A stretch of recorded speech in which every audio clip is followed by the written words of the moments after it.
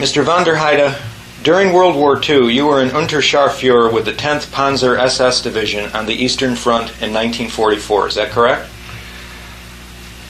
Not quite correct. I was not in the Waffen SS on the Eastern Front, but I ended up as such in the Western Front. On the Western Front. What was your most memorable experience while you were serving with the Waffen SS on the Western Front?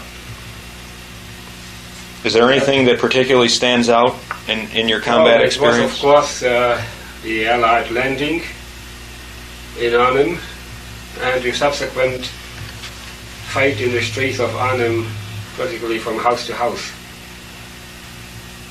House-to-house combat in Arnhem? In Arnhem, yeah. And was that a surprise attack on the Allies? Was that a defensive holding action on your part, or was that offensive, or what? The Allies decided to, as far as I know, to land in Arnhem because they didn't think that there would be any German troops left in the area. And we were just a remnant. We went underfoot. The complete unit was no longer there. But the rear party of the 9th and 10th SS Panzer Division were still in Arnhem. So that we had the occasion to give them a hot reception when they landed in Arnhem. This was a surprise then? They had no idea that they had no idea at all that a thing like that would happen right there and then, no. When you say the remnant of the 10th Panzer Division, what happened to its full strength? Then I mean to say by that time they were moving towards the Eastern Front again. So they were already left the area when this happened. What was the size of this remnant in troop strength? Oh, I couldn't say offhand how. Battalion? Yeah, about 2 battalion size, but I'm not sure. I couldn't be too sure about it. I couldn't fix me up on that. I couldn't tell you. Maybe 2 battalions. And so there was savage house-to-house fighting on the part of the SS to hold the town? That is right. And we had prisoners of war in the basements, Americans, Poles, British. And I remember very clearly that they were very, very scared because they probably thought that the end of their days had come. And now they found themselves in the captivity of the Waffen SS. And they felt that as a result of being POWs captured by the Waffen SS, that they were going to be mistreated or killed. Is that correct? It was quite obvious from their attitude. And what actually happened to those POWs that you had in your care? Well, in spite of all the confusion that, of course, will occur in such a situation, they were wounded on both sides. We had our wounded fellows, and they were treated exactly the same as our wounded. Our medical orderlies would take care of them, and some of them were under shock, apparently under shock effect. They were given treatment for that, and they were given, and even shared our last cigarettes with them, and chocolate and whatever we had available. And this was a surprise to the Americans again. So these POWs were Americans, and what other Allied nationalities did you have? Poles and Brits. And they were shocked to be receiving medical care from the SS medics, the same as the SS would give to a German soldier? Yeah, they obviously had not expected a thing like that. Why had they had this expectation about the SS that was so negative? I can only put it down to a lot of vicious propaganda which was being meted out at the time, so that the individual soldier may have been under the impression that he didn't have no dealings with human beings, but with straight criminals. That's all I can say, because this attitude, to me, to my mind, was absolutely incomprehensible. And nowadays, in 1985, when the SS is regarded to be a heinous organization which committed all kinds of atrocities, why don't the people, the survivors, the Allied survivors, the Americans, the British, and the Poles, who received this beneficial treatment from the SS, Why don't they come forward in 1985 to refute some of the charges which have been laid against the SS? That is a very good question, which I can't answer. All I can say that whenever I meet or have met after the war an American or British soldier who had really been in the war, same as I, on the other side, I never had any compunction about mentioning to him when he asked me what outfit I was in, that I was in a Waffen SS, and I was always received with enthusiasm. They were honored even to speak to me. And they because they had known us on the other side, and they know these people that have actually been involved in the frontline service are different from those that only heard propaganda on the radio station or whatever. That is quite obvious. But these people had experience, and the bad reputation of the Waffen SS could also stem from the fact that we, of course, were more or less the fire brigade of the German army. Whenever there was something going on, a trick is what we would send us there. See? And our rate of casualties, of course, was highest in all other parts of the German army. So as a result of you being, would you describe it as a commando force, an elite, crack troop, so to speak? I would say so, yes. We were naturally, from the beginning, we were all volunteers. And I must say, although I was not in the Waffen SS right from the start, I had volunteered myself at the age of 17 in 1941. But I wasn't accepted for medical reasons. So I was drafted exactly at the age of 18, with all the rest of them of my age, of born in 1924. So I went to an anti-aircraft outfit and spent a few weeks, next to a month in France, in northern France, where we had these 88mm guns.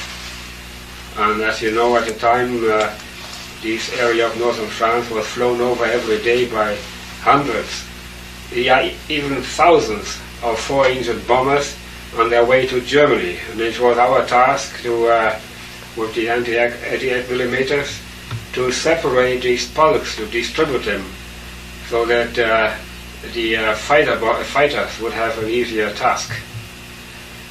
Well, and from there, we were suddenly, very suddenly and unexpectedly, moved to the Eastern Front. And we got as far as Charkov in August 1943. Where is Chekhov located? Charkov is one of the major cities in the Ukraine. In the USSR? In the USSR, in the Ukraine. So you were fighting in the Soviet Union in 1943? That's right. And from then on, this was when I arrived in Charkov. It was the last time that city was reoccupied by the Germans. It had changed the occupants 3 or 4 times before.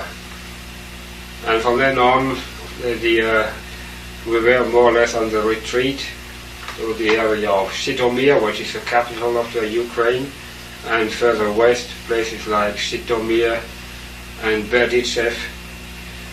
And towards Christmas in that same year, it was on Christmas Eve exactly, we were overrun by 2 divisions of Russian infantry and artillery and things like that, and thousands of tanks.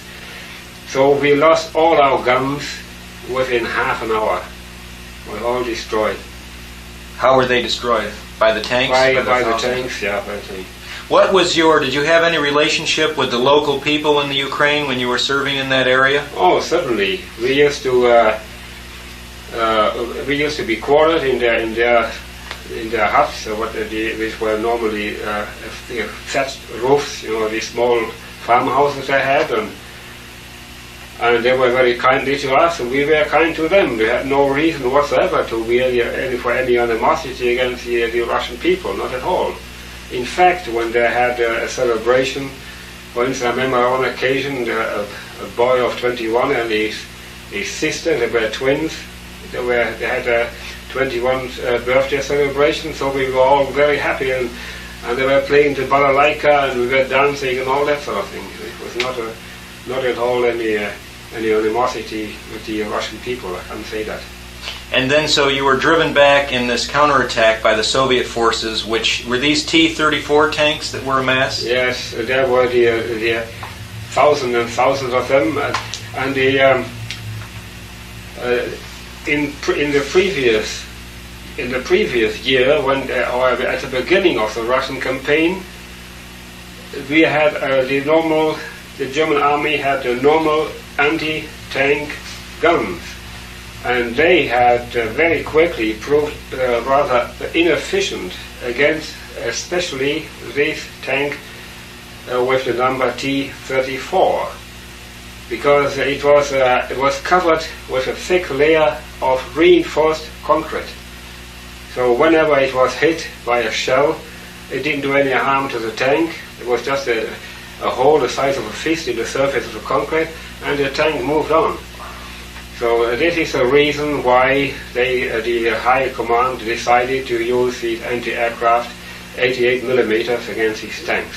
Wasn't that Rommel's idea that he had used that in Africa? I understand it was Rommel had some experience with these tanks, with these anti-aircraft guns, 88 millimeters in the African campaign. So naturally, it was repeated in Russia also. Now, you asked me about the experiences which have been remained vivid in my memory, and that was shortly after that, in the early January 1944, when we were waiting to be refurnished with guns from Germany. It would obviously take some time, it would take at least 14 days before the equipment would arrive.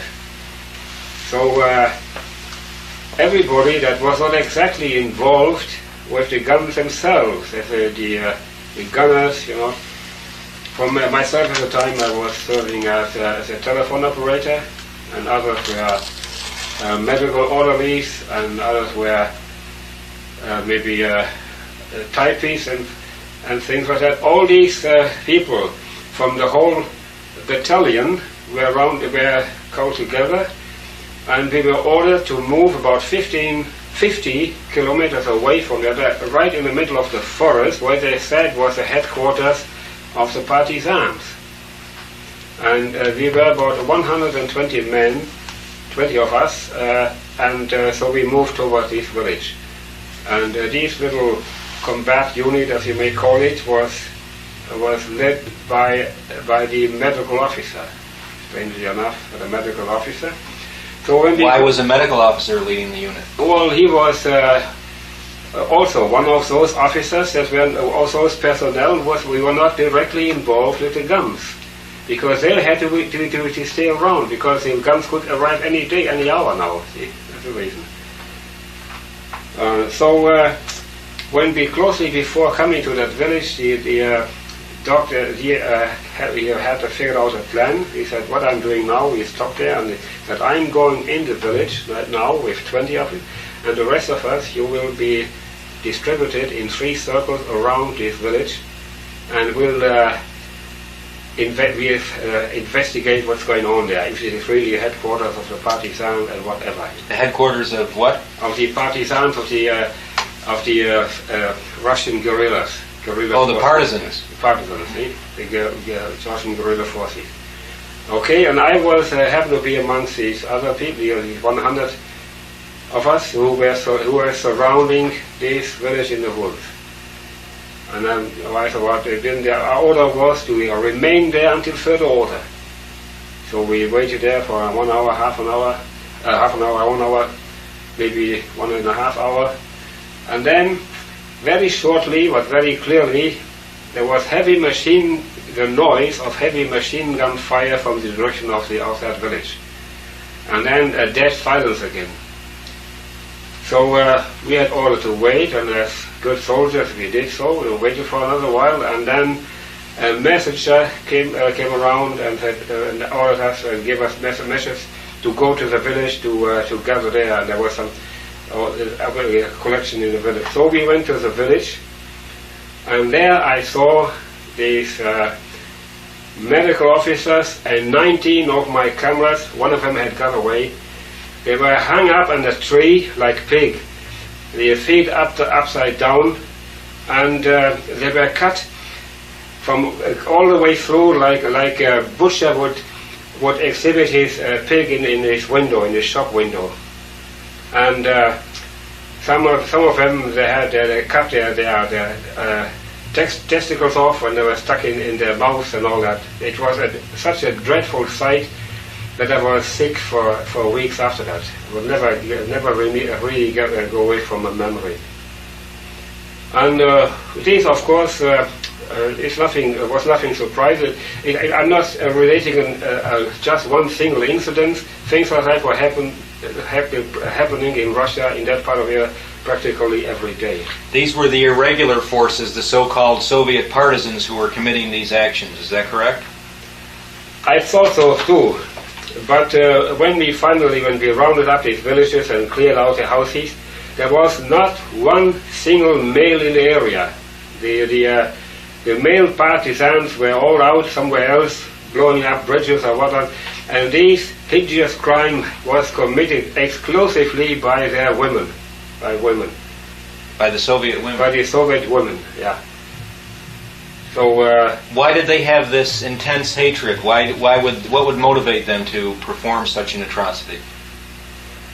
Well, I don't know. You say again, there must have been quite a bit of propaganda on the Russian side against the Germans, but that was not directed against any particular outfit against the Germans as such.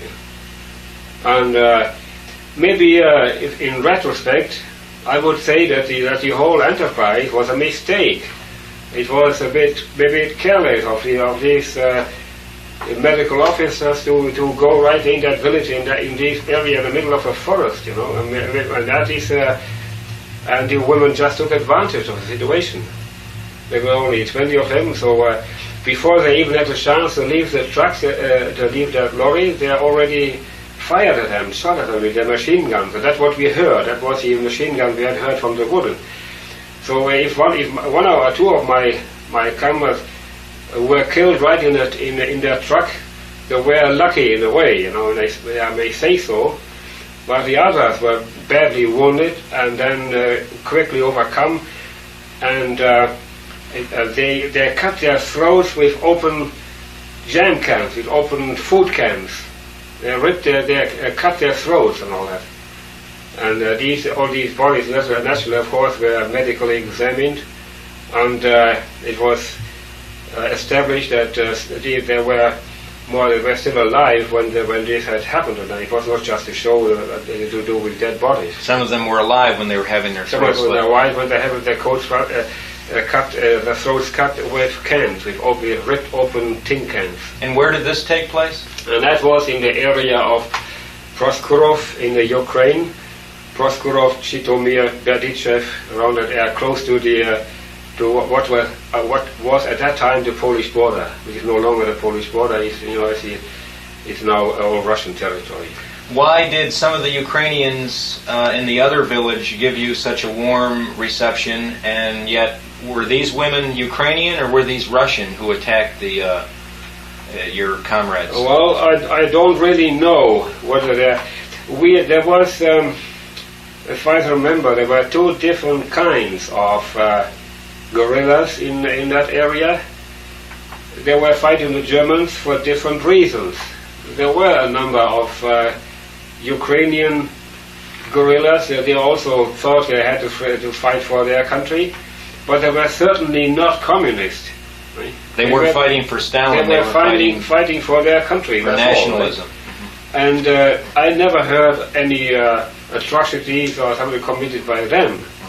Whereas these infiltrated, fanatical communists and Bolshevik, we call them the Red partisans, it was they that did these ugly deeds. So you would describe these women even as partisans? Sure, they were partisans. And it is every one of my comrades who have been in the area would confirm that there were whole divisions of female soldiers. And when they ever got a hold of the Germans, they would never take a prisoner. They would kill them right away. They were far more brutal than the men, these women battalions. So when you went into the town and discovered what these women had done, was there some action then taken against the women? Oh yeah, the place was set on fire. One of these two was burning, and there was a strong wind blowing, and as I said, the houses were thatched, they were covered with roofs, so in no time the whole village was burning. And then these women came out on their knees with a rosary in their hands and were begging for favor. They said, "Pan, pan, pan, pan, Nicorette, Nicorette, Nicorette," with the rosaries in their hands. Can you translate what they were saying? Huh? What were they saying? Pan, Pan, pan, that is the equivalent for, that means sir, it's equivalent to the English sir. And then they were, in other words, are pleading for mercy. And who set the houses on fire? The SS? Yeah, yes. Oh no, it was, sure, I think because because these people were hiding, and I must say that my commanding officer, I must add that at this point, he was a lieutenant, Oberleutnant from the Münsterland, and he's in his civilian life, he was a lawyer, and he was a very fair and just man. But when he saw these things, he was so mad, and so that he had to take some action. And that is quite obvious. Any other unit and any other army in the whole world would have done the same thing under the same circumstances. Well, what action was taken besides burning the village? When the women came out on their knees, then what happened to them? I don't know what happened to them. I think they were taken away, but whatever happened to them, I'm not sure. I can't say. All I saw, they were taken away. You were a young man, a teenager at this time, very far away from home, in the middle of the Soviet Union. Did you ever ask yourself at any time during the privations that you experienced and the suffering, what am I doing here? Why am I here? Did you ever question why you had been sent hundreds or thousands of miles from your homeland to engage in this combat? Oh yes, of course. I was firmly convinced that we were not only fighting for Germany, but for the rest of Europe. And it was unbelievable to us that the Allied wouldn't accept it.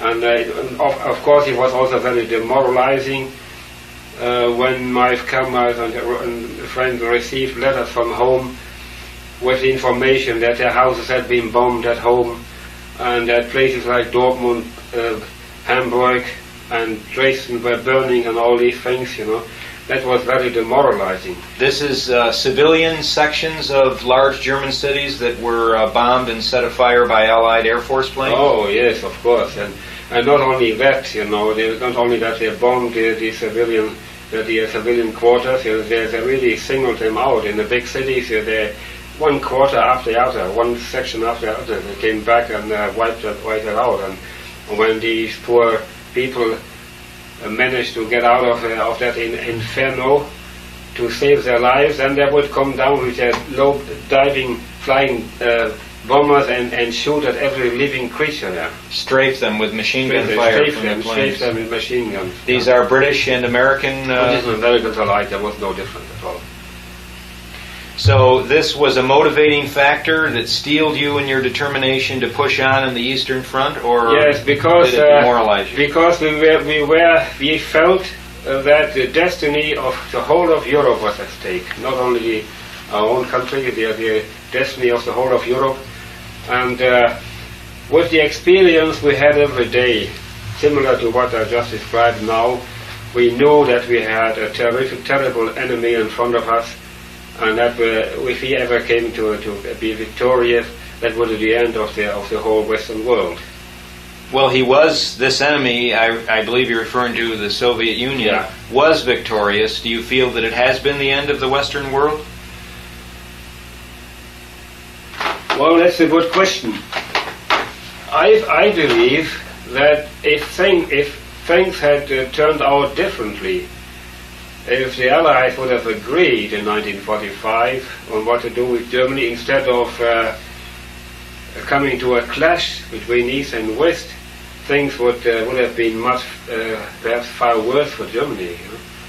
Now, as you know, the things moved in quite a different way. The Allies, the negotiations in Yalta and elsewhere came to a deadlock, and so things turned out different as they probably were intended. But and another thing is the reason why it hasn't come to that catastrophe yet is, in my opinion, the existence of the atomic bomb. If it hadn't been for that, I think the whole events after that would have been quite different. I'd like to get back to that or bring that up later on, but I wanted to ask you, once after this incident with the village occurred where the men were butchered, and you were then pushed back and transferred to the Western Front at this time, or did you still see more action on the Eastern Front? I saw some more action, and in eastern Poland. And in fact, I was stationed for one while only about, it's less than 10 kilometers away from the place where, as we all know today, this concentration camp of Majdanek was. Which was a German concentration camp. Yeah, in Lublin. And all I remember is that I never heard anything. I knew there was a camp in the area, but there were hundreds of Poles running around, civilians. There were some during the day they were working for the German army. They had different kinds of jobs and working for the railroad services and whatnot. And we spoke to them, and they spoke to us, but nobody even mentions anything of what was going on in those camps. So I'm quite surprised, especially of Majdanek, because I was so close there in 1944. When you say that Polish civilians were moving about, do you mean to imply that these were civilians who had free access to go into the camps and also leave the camps? I don't know that. I never got really that close to the camp that I was able to work. I couldn't tell you. Now, what I mean that in those areas,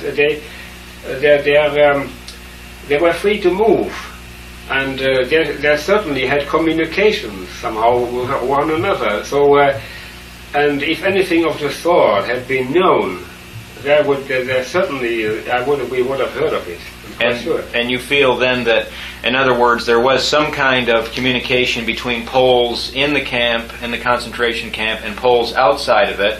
Yeah. And as a result of you being stationed nearby, had there been some kind of genocide occurring within it, that sort of activity would not have been easily disguised, and you would have heard about it conjecturally. Sure, because I also spoke to some Poles who were actually working in the camp. But who were allowed to go home again. So they were in the camp. They were working there, doing some also. And I'm quite sure that some of them they had confidence in us. They wouldn't be afraid or something. We were only very small soldiers.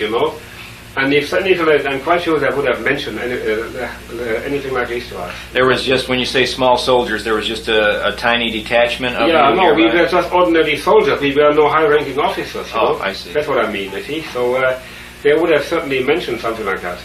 Were there any other significant battles that occurred while you were in Poland at this time? Any engagements? Yes, of course. There was in the early days of 1944 was what we call the Kettle of Tarnopol. The Kettle of of Tarnopol. The city of Tarnopol was completely surrounded, encircled by the Ruskies, and there was heavy fighting there for a couple of months, in Tarnopol. Which you participated in? And and we were liberated at the time by the French volunteers, of the Division Charlemagne.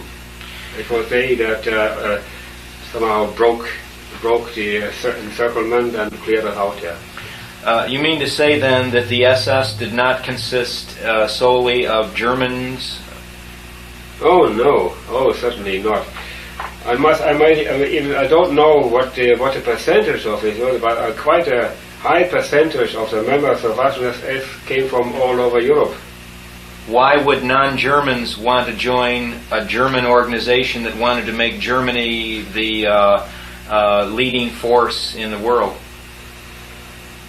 Well, I don't think that they were thinking in that on those lines. They had the same attitude towards the menace from the east and of the general threat to the Western world from communism, from communism and Bolshevism, as we used to call it at the time. So there were Norwegians, Danes, and quite a large percentage, especially from that little country by the name of Netherlands, Holland. There was the largest contingency from there.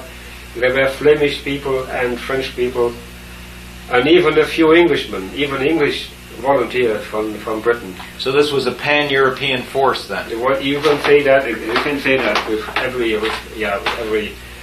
right. We can say that it was all European army, and that is another thing which was a motive for us. We felt that we were a real European army that actually deserves the name of the European army. It is nothing. What we have today, NATO and whatever, is nothing in comparison to what we were. So I really feel that the Waffen SS, we were the first European army that deserved this term. So these Frenchmen who were part of the SS division Charlemagne were volunteers. They were not forcefully conscripted into none of them. No. I don't remember any forceful conscriptions in Waffen SS. That may have been later in the very last months of the war. It's possible that there were conscriptions, but up to that time, the whole European army of which by the name of Waffen SS were all volunteers. And what time was this that we're referring to? Well, 43, 44, when I was there, and earlier. So the Charlemagne division broke you out of the encirclement, and how did they manage? How did they do that? Well, they just figured out where the weakest spot was, and just broke in with their tanks or whatever. And so there was a breach, and we just went out. And you went then. In other words, they saved our lives. That's. I think you can say that. These French soldiers. Oh yeah. And then you retreated to where? I was staying to Poland, and as I said, in the area of Lublin for a while. And again there, we were sent for guerrilla, anti-guerrilla warfare. In other words, to clear out these partisan hangouts, and that is a very dangerous enterprise. I rather, from the experience I made there, I would rather be right in the first front line than do a job like that in the back. We're fighting these people because they were hidden from the jungles in the houses, and they were shot you on the back. Next thing you know, and all that, and used to attack us in open streets, from basements and so on. It was a very treacherous kind of a war, Now, in our time, according to the prevailing information in the West, partisan has become a good word, the idea of partisan. There was a recent movie called Red Dawn where the partisans were saluted and the partisan spirit was saluted. But you seem to feel that the partisans were almost synonymous with terrorists. Is that true? Yes, I have great respect for. There were some civilian outfits. They were at least recognizable as such. They perhaps didn't have uniforms, but by some means, a helmet or a belt or whatever it was, they were recognizable as soldiers, and it was a fight man to man, and that was understandable and acceptable. But what I do not accept is these treacherous killing of soldiers from the back, from a tree or wherever they were hidden. I'll give you another example. They would, for instance, I mentioned a few before that I was working as a telephone operator. So at times we had to pull these wires across long distances through the woods to make the communication. And at some hidden away place in the middle of the forest, the partisan would cut the line, would cut the wire. So naturally, 2 of us or 4 of us had to go and find the trouble spot. And they were just waiting for that. When they came to that spot where the wire had been cut, they jumped out of the bush and killed them, murdered them, slaughtered them. So that is a kind of war which I do not consider a fair war anymore. That is straight murder as far as I'm concerned. Because the men who had been killed were simply involved in trying to locate this communications equipment? That's right. And I may also add a few words in this respect to what is often referred and is often spoken about today, the Einsatzgruppen. It was a special elite force which was absolutely necessary to deal with this kind of terrorism. Am I correct in understanding you to say that it was an allied force? Oh yes, no, elite force, select force, and they had a special task. It was a special combat force to deal with these partisan activities. We've been told in the West that this elite group had as its main function the annihilation of Jews on the Eastern Front. Is that so? No, that is absolutely incorrect. It was, as I said, it was a combat force to fight the partisans and wipe out their hangouts and all. But it may have been so that on the leading side, on the leading officers or commissars, as we call them, there happened to be predominantly Jews, for one reason or other. So if they were killed as such, as partisan guerrillas and not as Jews. It was definitely not intended, or not, it wasn't even planned to use this force in the combat or in the elimination or the extermination or whatever you may say of Jews. Not at all. But there were quite a number of Jews that were engaged in this terrorist warfare. But in other words, then, the SS was not going after Jews, they were going after partisans, but they weren't sparing partisans who happened to be Jews. If there were Jews who were bearing arms against the German government, then they would be executed the same as any other Russian partisan. That's for sure. That's for sure. And the same would happen to any other soldier. If I did the same thing could have done the same thing in France later on, or if I would on the other side of the Russian and I would do something, I wouldn't be alive today either, if they got me. That is, it's quite normal, and I think it's also quite legal according to the Hague Convention.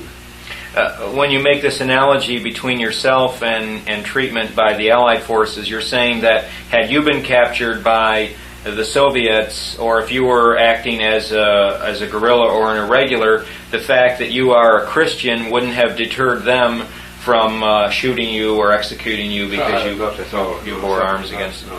We're told now that the Soviet Union is anti-Semitic and opposes Israel. So how was it then? It seems rather hard to believe then that at one time Jews held positions of power in the Soviet Union. How do you account for that? I don't believe in this anti-Semitism on the part of the Soviet Union. I think it's propaganda. I don't really believe in it.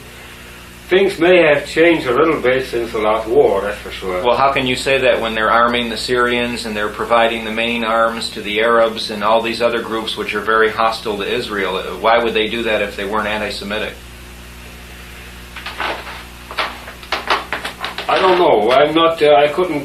I couldn't tell you. It's possible that they make a difference between Jews and Zionists. You know? As far as I understand, it's the Zionists that they're after, not the ordinary Jew, not the ordinary Jew. In other words, that might explain the reason why Yuri Andropov, who has been rumored to have been of Jewish origin and descent, was able to reach a high level of power, the highest level, in fact, in the Soviet Union, but at the same time be at the helm of a policy which was anti-Zionist. That's right. That's right. That's what I think. Yeah. But at any rate, you do insist on the fact that many commissars and important leaders in the Soviet Union hierarchy and bureaucracy were in fact Jewish. That's right. And we also understood and we learned from Russian prisoners of war that they had no other, these poor soldiers, they had no other choice when they were at the move against. I must remember, I must put in one incident of in that time, during that time when we were waiting for new guns, we were also we were also sent right into the front line for a while. But for 2 weeks I was right in the first, what they call the main combat line. Where? In the Ukraine. And so we could practically see the white in the eye of the enemy. It was only about 500 meters away from it. Now, and we had prisoners, and they were interrogated, and they told us that they had no other choice but to go westward and fight us. And when they got strong resistance and they would retreat, they would be shot by their own officers. I understand that when they would retreat after strong German resistance to them, that often there were NKVD, the right. secret police in the Soviet Union maintains an army. It's not just plain clothes like the police here. No, they maintain an army, and if these Russian soldiers were not allowed to be taken prisoners. They were not allowed. They either had to die for the Soviet Union, but they were not allowed to retreat or to allow themselves to be taken prisoners. And when they were forced on account of strong resistance, they were shot by their own officers. So you mean to say that if they were taken prisoner through no fault of their own, if they fought very hard against the German forces and were still taken prisoner, that they were regarded as traitors to the Soviet Union? They were more or less regarded as traitors, for sure, that's for sure. It's only because the enormous number of prisoners we had in the first month after the beginning of the Russian campaign, nearly 4 million of them prisoners, you see. So naturally, I don't think that all of them were punished for that later on. But in principle, they were not allowed to. They were not allowed to be taken prisoner by the enemy. You say that not all the 4 million POWs, Soviet POWs who fell into the hands of Germans and who were subsequently shipped back to the Soviet Union were murdered. But do you have any first-hand information in general about the fate of these Soviet POWs when they were returned to Communist Russia? Not of those Russian prisoners, but there were others who had been fighting on our side, volunteered for the same reason, like Ukrainians, for instance.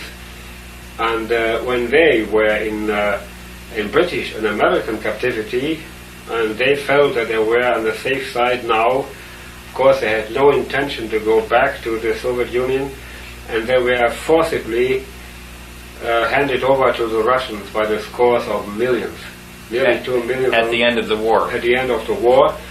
And this is some of these incidents I saw myself by the time I found myself in a POW case in northern France. I was separated in different compounds, and the neighboring compound was full of these unfortunate Ukrainian soldiers, Poles and whatever they were. And one day the whole camp was surrounded by American tanks and all that, and they were all dragged away. They were screaming and shouting and begging, but it didn't help, wasn't any good for them.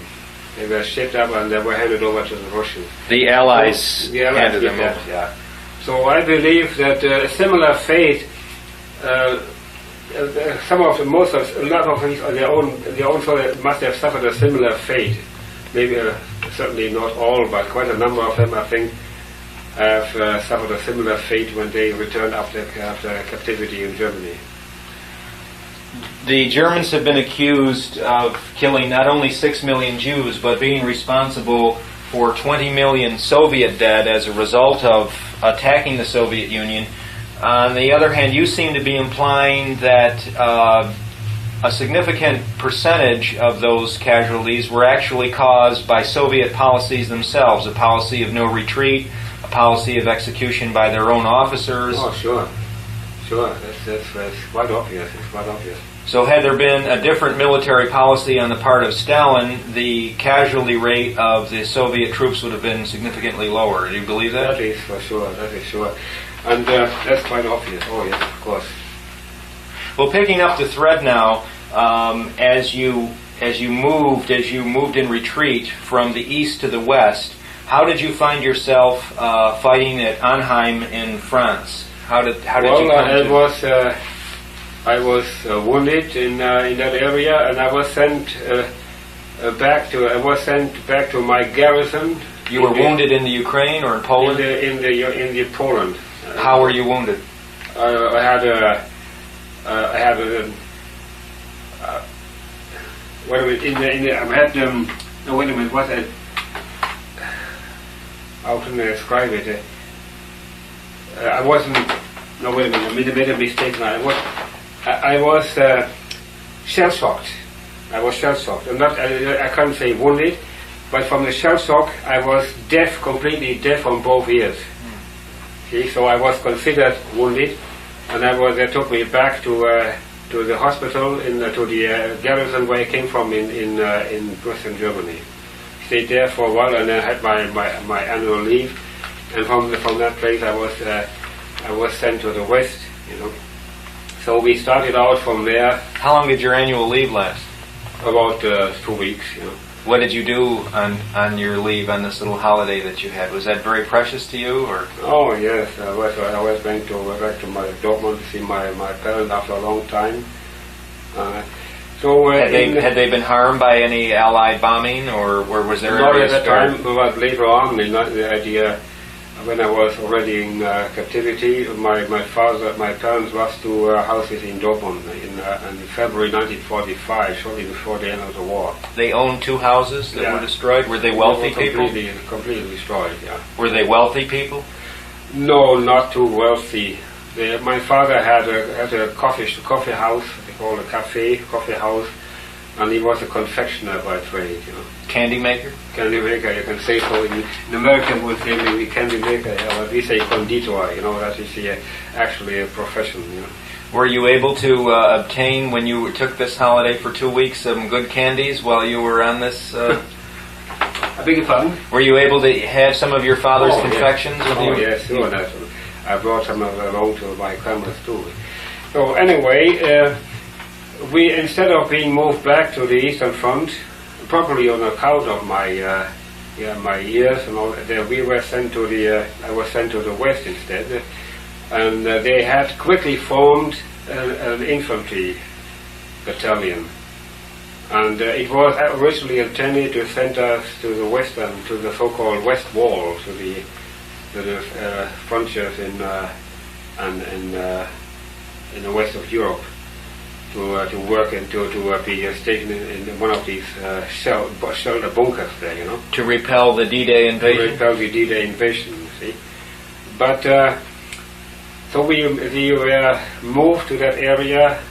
I was the number 4 company, machine gun company, with 160 strong, and only less than 2 weeks later, we were 16 of us left. So the 16 out of a company of 160 in a week's time? In less than 2 weeks' time. What happened? The casualties on the Belgian front on the Albert Canal were absolutely terrific.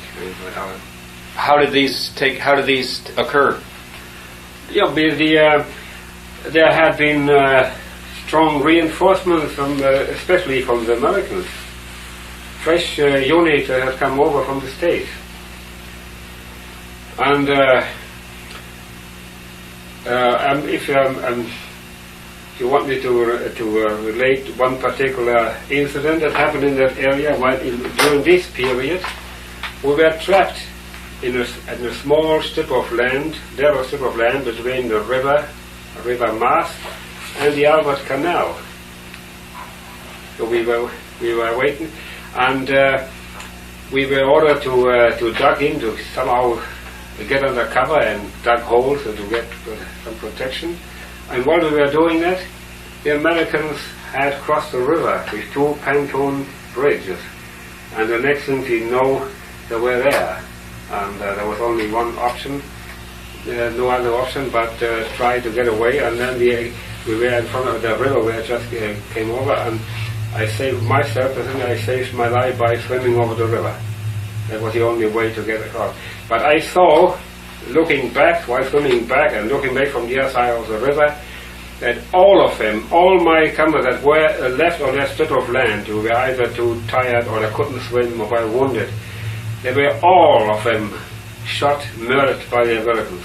All of them. By the American forces? By the American forces. But you did say 16 survived out of the 160 originally, is that correct? Yeah, for my outfit. Yeah, but all in all. You know, but all the ones that were left on the bank. I'm talking about these particular unit. There were not only ours, but some others too. You know, there are, to my estimation, 500 to 600 people on that strip. Between they were trapped on that strip of land. And the Americans would have been they could have taken them prisoner, all of them, but they didn't. I saw with my own eyes that they shot at everybody there. One of my company was only one of the youngest, he may be 17 years, may have been 17 at the time. He was leaning against a tree, and he was badly wounded from his leg, and he had his arms up, and he was crying. But that didn't prevent him from being mowed down with his 10 gun from the American soldiers. So none of them were of these 600 was, I think, was left alive, that's for sure. These were 600 men who were massacred before your very eyes? On that strip of land, yeah. By the American troops? By the American troops, yeah. Were you then, what date was this, what time period was this, 1944? Yeah, that was 1944, just before we moved, these stragglers of us, as I said, from my own outfit, from that company, there was 16 left, and there was some other stragglers from other outfits, so we were 50 or 60 again, and then we were, all of a sudden we found ourselves in the Arnhem area, and we were re-equipped, and our uniforms were rather ragged and torn apart and all that. So we received news, and I found myself a member of Waffen SS, you know. But this massacre occurred in what month? Yeah, in what month did this massacre occur? That was in, it could have been May, early June, something like that. Of 1944? 1944. And it occurred where? On the Albert Canal in Belgium, not too far away from the Dutch border. Can you say how many kilometers, roughly, approximately? Maybe 30, 40 kilometers away from the Dutch border on the Albert Canal. And at this time you then went from service with the Wehrmacht to service with the Waffen SS? Yeah, that's right. And then what was your combat experience with the Waffen SS subsequently to that? It was at Arnhem, is that correct? It was in Arnhem. We were to reinforce a rear party. Actually the two units, they were the 9th and the 6th SS, Panzer SS division. They already had moved away, and we were informed that they were on their way to the east again for some obscure reason. I can say that in retrospect, I don't know. But that's what we were told anyway. And there were only two smaller rear parties of both divisions left in that area. I couldn't tell you exactly how many there were, you know, I have no idea, but not too many anyway. So we were there to reinforce them, and then this landing occurred. the Allied landing? landing, yeah. American landing? American, Polish, and British. The first wave that came down, if I remember, Poles, then British and Americans. And then what happened? And it was all about that a bridge across the river, the Arnhem Bridge, which was that was a fight. The fight was mainly over that bridge. And so they came in parachutes? They came in parachutes, yeah. And you had held the town? You were holding the town at that time, We were Arnhem? holding the town, yeah. And so when they came over, there was more or less fighting from house to house, and in the city of Arnhem. So we had prisoners and wounded in the basement from both sides. And if I remember, the Americans were very, very much afraid. They were scared. They were so scared that they thought that the end of their lives had come. And they were quite surprised that they were treated just like anybody else. They were treated, their wounded were attended to, and we even shared the last cigarette with them and chocolate, whatever they had. Did you win the Battle of Arnhem? More or less, you can say that was the last major victory of the German army, the Battle of Arnhem. Yeah, you can say that, yeah. And then things did not go well for you because soon you would be captured, is that correct? Yes, but I still managed to get away from the Arnhem area, and I even got across the border into Germany. So we were, of course, we go into position there again with whatever we had. There's only every second of us was still armed with with a rifle. Not even everybody had a rifle anymore. So we had rifles and machine guns, and above all these Panzerfaust. Which is what? Which is the Americans, I think the Americans would call it the bazooka. These things which we were very efficient against tanks. But we have to go pretty near the tank, to apply it. But when that thing hit the tank, it was finished. And where were you sent then? And then so that was in that area already in Germany. And then one morning, of course, we were overrun by the Americans. And, at where? What location? At a place called Heisberg. It's I would say about 50 kilometers north of the city of Aachen. And this was in October of 1944? In October 1944. Aachen had already been captured by that time. I think Aachen was captured in August in that year. So Aachen was already in American hands. So the Americans shipped us from that area right through Belgium to Paris. We spent a few days in a stable there in Versailles near Paris, and from there we were moved to Normandy, to the coast. And the Americans, when we were loaded on these boxcar trains, they distributed what they call these K rations or C rations, these small packs. They just flung them in the area there. So for everybody who was quick enough to catch them, they maybe get one or two of these, and others didn't get anything. But they said it's not so bad. Don't worry. In 4 hours' time you will be at a destination where you fed again. So we were not too worried about it. But actually, these transfers to the coast took more than 4 days. And we were already undernourished. Some of them were already undernourished, and they were bad. And some of them were actually dead before they even arrived at the destination. What did they die from? From starvation, under the treatment. That's for sure.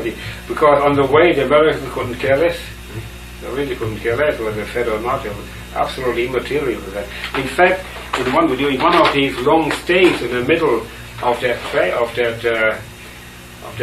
way to to the coast. The trains were being shunted around. That's what it took in all possible directions. You know, that's why it took so long.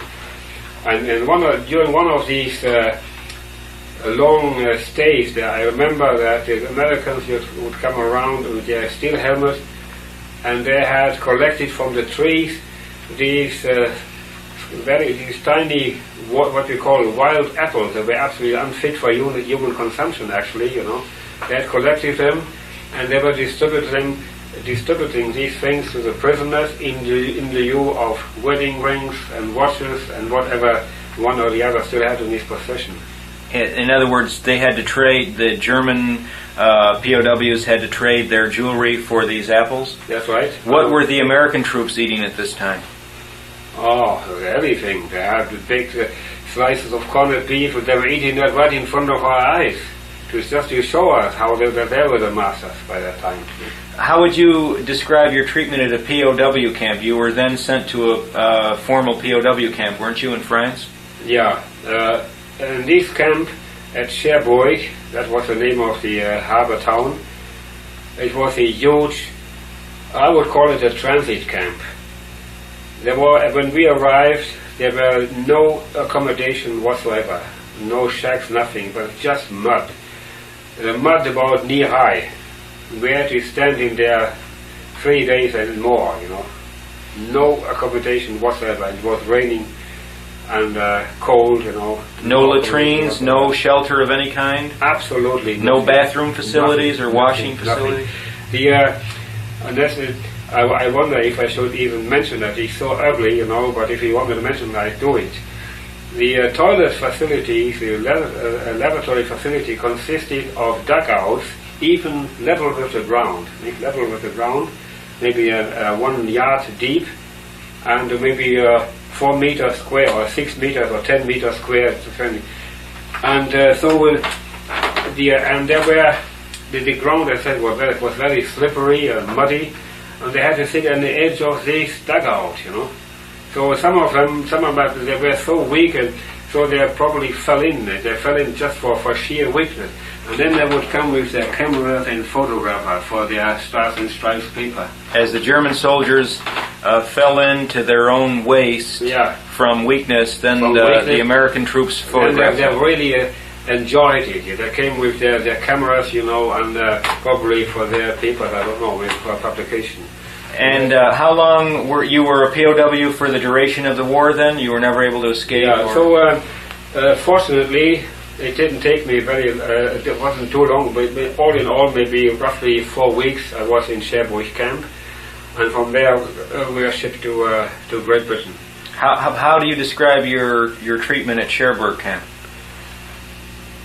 Well, as I said, Cherbourg? No, in Cherbourg is the place that you're describing as having no facilities? Later on, yes. Later on, they had put up some shacks there, you know. See.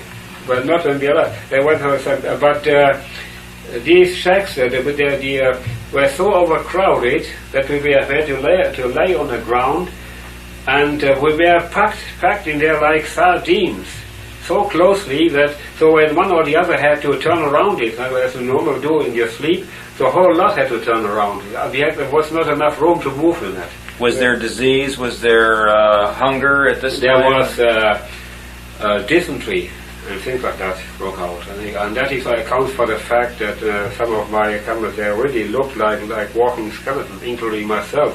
My arms here, if you have seen them at the time, the 2 bones behind them was all clearly visible. I was practically reduced to a skeleton by that time.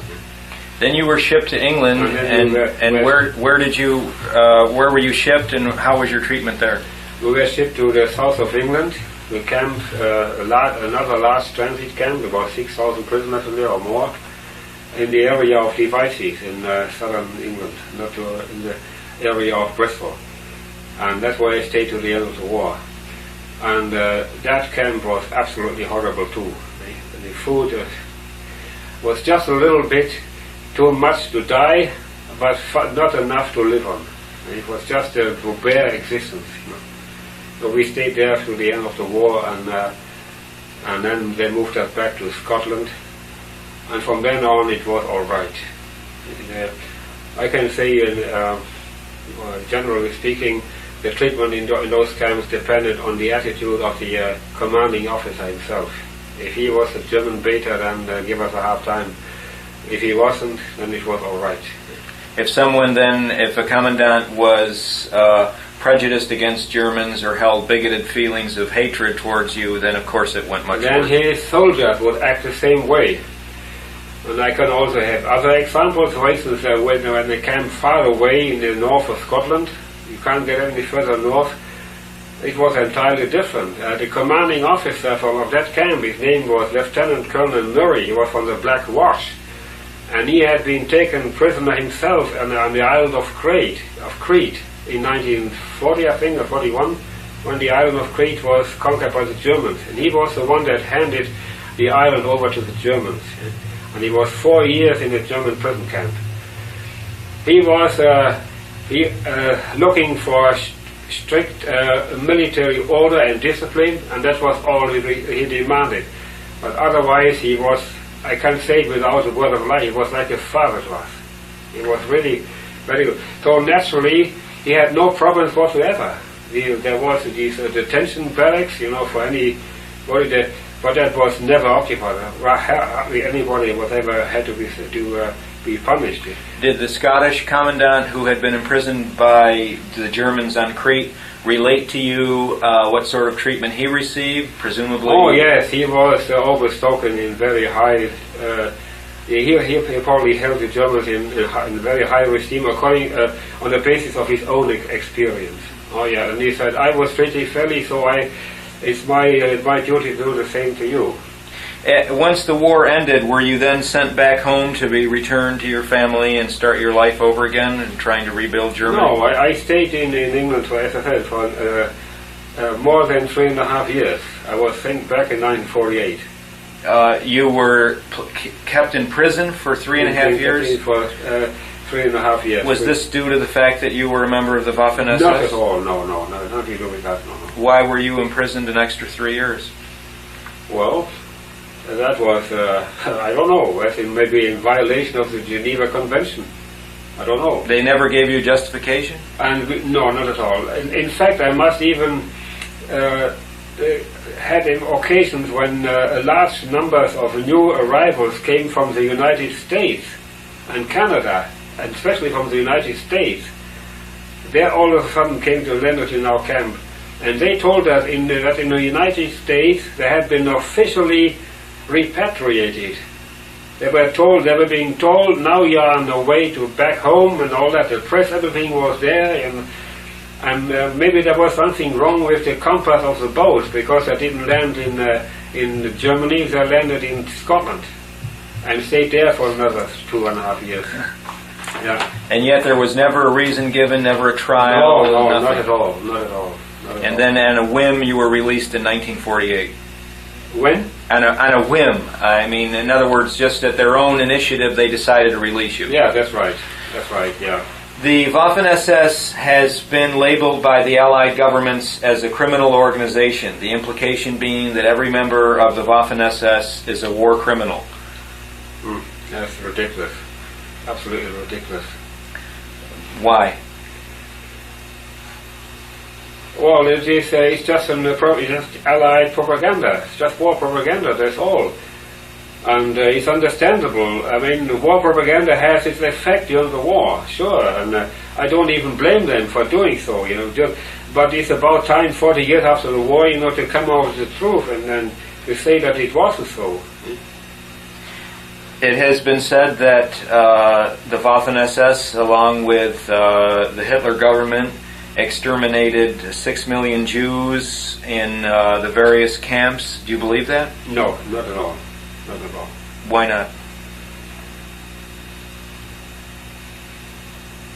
Just imagine, it only takes a little bit of logic to know that it was absolutely impossible. When I was in British captivity, once in a while, we used to be interrogated by people that came, especially from London, And the idea was to re-educate us and make good Democrats out of us, you know. So they interrogated us and asked us all sorts of questions and so on. And they, of course, they accused us of having known all that. It's impossible that you shouldn't know it. And sometimes we were beaten right there and then, you know, when we said we had not the slightest inclination, not the slightest idea about these things. They showed us films of concentration camps which were to us absolutely unbelievable. So I said, what do you ask her, what do you see about that? I said, I can't see anything about it because I had never heard of it. But these interrogators seem to be of the opinion that the whole German nation must have known it, and they were right from their point of view, because if such a thing had actually happened, it would be impossible to conceal it from the whole of the German nation. It would have been absolutely impossible. And that is my line of thinking why it couldn't have happened. Not in the way it is related today. So the films that they were showing you, which they claim to be films of people who had died as a result of poison gas chamber extermination, how do you explain the piles of bodies? Was this due to disease, or these pictures, these atrocity photographs of dead people? How do you account for the scenes of death and destruction that met the Allies when they went to Dachau and Belsen and so forth? Yeah, at the time I couldn't account for these photos, but there were some of my comrades who recognized this special areas. I remember clearly one film which was about Dachau, Buchenwald and other camps. And there was, I remember seeing a big pile of bodies that were burned in open on the street. And there were, the fellow next to me here recognized exactly from the silhouette that this photo was not taken at where they claimed it was taken. It was in the city of Dresden. And as we all know today, Dresden was bombed in February 1945. And in about 3 hours, 250,000 people were killed in that area. Civilians or soldiers? Civilians. So the local authorities they were absolutely unable to cope with the situation. They couldn't bury them, they couldn't cremate them all, so they actually were compelled to build these pyres in the middle of the street. The local German authorities were compelled to do this to the corpses of the Germans, which the Allies had bombed Dresden. Is that correct? That's right. Okay. It was a structure of rails, and then the bodies were piled and they were burned. And these were shown in that film. So somebody said aloud, "That is Dresden," and then. He was taken out by the military police. I don't know what they did with him. He was taken out of the audience, you know. And in other words, anybody denying such a thing in the interrogations again, when we were interrogated, then it could have meant very harsh treatment, you see. So naturally, I couldn't confirm it. I didn't see. All I said, I don't know about it. And if that, I used to say, invariably, used to say to the interrogator, if these things really did happen, I would be the last person in the world to approve of it. If you can prove it that it's right, then all I could do at the time. But some of these pictures then, which were, the attribution was piles of bodies of Jews and freethinkers and Jehovah's Witnesses and others who had died in the concentration camps, some of them were actually bodies of Germans who had been killed by Allied bombers at Dresden. That is very possible. I'm quite sure that yes, that is so. Yeah. Now you're a citizen. But as I said, I was at that time. I wasn't involved myself. I was not in Dachau myself, so I can't relate these things from my own personal experience. You're a citizen of West Germany today. Is that correct? That's right. What could happen to you for speaking out in the way that you have here today if you made this videotape in West Germany and it was broadcast? Would anything happen to you, or would you be all right? No, I think it would not be. I could relate my experience on the Russian front, that's for sure, because millions of come to experience similar things, and also others have stories to say about treatment in American and French prisoner of war camps. You see, so nobody could say anything about it. But I'm sure the time hasn't come yet in Germany to speak out in the open to deny these so-called atrocities in the German concentration camp, because that is a well-established fact, and even by courts, even the German courts are holding that these are well-established facts, and everybody who casts doubts on it, he can either be a fool or a Nazi or whatever, and so that you can really get into trouble there. Can you briefly relate to me, because of a certain factor that we're dealing with, can you briefly relate to me what occurred recently to one of your SS comrades? Earlier you had told me that he in some way attempted to defy the ban on discussion of the so-called Holocaust, and he has been tried and convicted. Is that correct? Yeah, that is right. He was a member of the Viking division, which, as it is well known today, included an enormous percentage of non-Germans, and they were mostly fighting in the east, in the front line, in the Eastern Front. He had been an officer.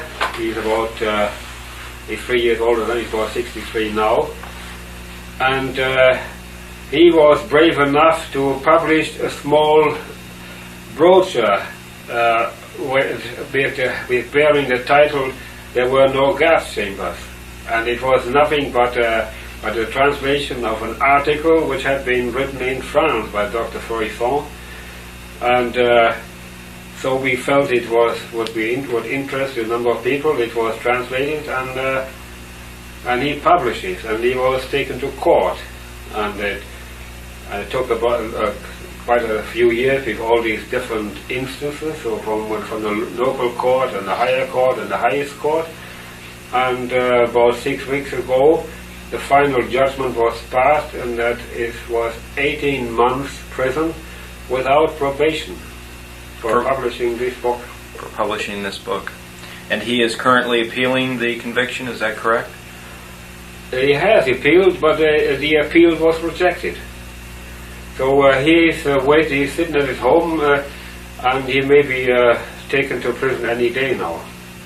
Actually, because it was an intervention of a powerful agency in Berlin to revoke this probation. The former sentence had been also 18 months and so on, but on probation. In other words, that they give you a chance for 4 years. If you stay out of trouble, then you are free. But this probation, this part of probation was revoked on special instruction by those people in Berlin. Mr. van der Heide, if you had to do it all over again, would you? What do you mean by all over? If you had to, if knowing what you know now, and you were in Germany and you were called up for the armed forces, would you have served, and are you proud of your service on behalf of the Hitler regime at that time? Oh, yes. Oh, sure. Thank you for joining me today. Okay.